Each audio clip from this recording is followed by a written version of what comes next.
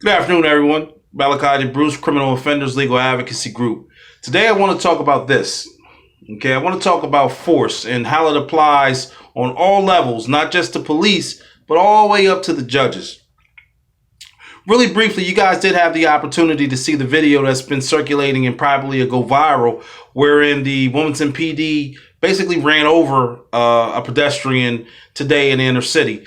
Just goes to show in furtherance of everything that you see going on in the U.S. that there seems to be a lack of regard for life, inner city life. Individuals that come from different backgrounds other than suburban areas and upper middle class areas are being treated diametrically opposed to what we believe in as far as the Constitution and the protections that it provides.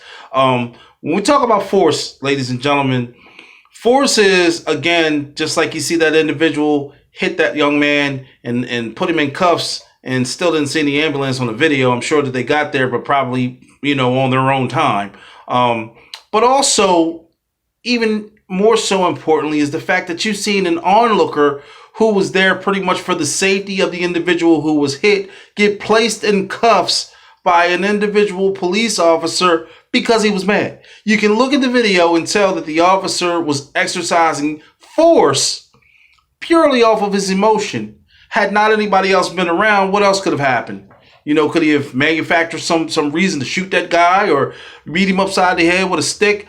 So this type of force is the things that we need to address on a regular basis, especially here in Delaware, where our voice is very small and not very loud at all. Now, again, returning to Angel Arbole's case, when you've seen all of the police officers surround him and take him into custody as if he had killed somebody, and in all actuality, what you guys witnessed was the exercise and abuse of force by those officers for driving while suspended. He's now serving 25 years in prison for those same officers coming in and unlawfully arresting him and getting him 25 years, but we're working on that. Now, I will be uploading more pictures where you can see where exercises of this type of force is abused, where they bring tanks to people's houses. We are in a state of martial law. I'm going to call it for what it is. I am not a conspiracy theorist, as they call them, but what I am is a realist. And what I do see and what I report is what I see on this side of the law and what I see on the, going on out in the world. Ladies and gentlemen, I really need you to start speaking up. This is a very monumental time in the history of the American people, and more importantly, for us that are of African American, Hispanic, and other non-white descent.